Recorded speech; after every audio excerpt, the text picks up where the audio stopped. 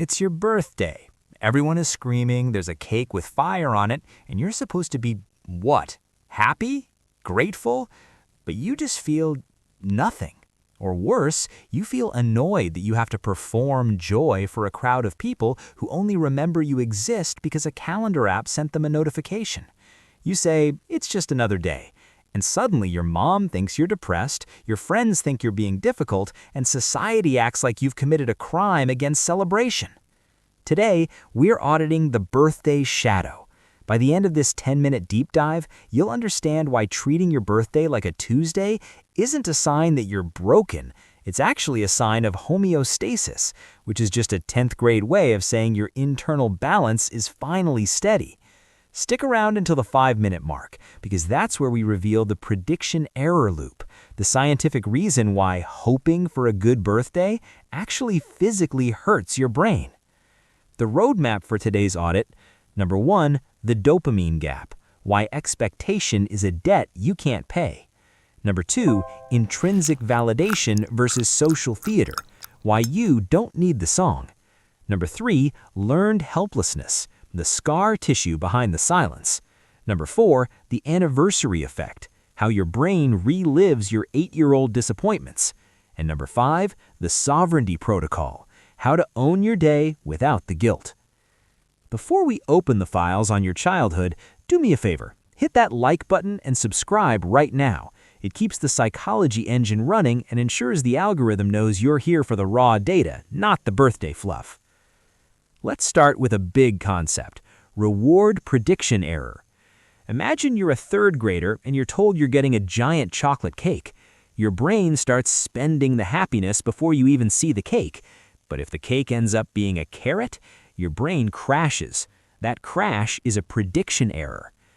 Neuroscientists like Wolfram Schultz proved that our dopamine system, that's the reward chemical in your head, doesn't just care about the gift, it cares about the gap between what you expected and what you actually got.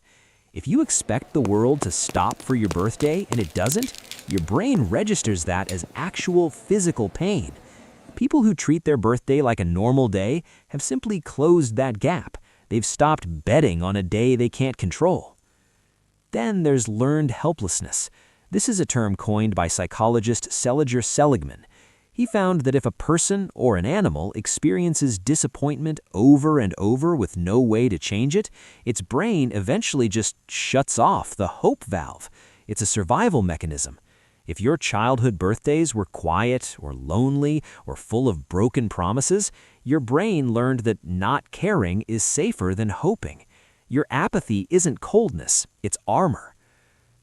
If you're starting to realize that your chill attitude toward birthdays is actually a high-level defense mechanism, hit that subscribe button. We're digging deep today. And tell me in the comments, what was the one birthday that changed everything for you? I want to audit the moment you decided it's just another day. Let's look at the evolved group. These are the people using self-determination theory, developed by researchers Edward Deci and Richard Ryan. These individuals have moved past extrinsic validation, looking for gold stars from the outside, and moved into intrinsic wholeness. They don't need 30 people singing off-key in a restaurant to feel like they matter. They've stepped off the hedonic treadmill, which is just the 10th grade way of saying the endless chase for the next high. While everyone else is waiting for one day a year to feel special, these people have figured out how to feel whole on a random Tuesday morning. But we have to talk about the anniversary effect. Researchers at Johns Hopkins found that the brain has a body memory for dates. Even if you think you've forgotten that bad birthday from when you were 10, your nervous system hasn't.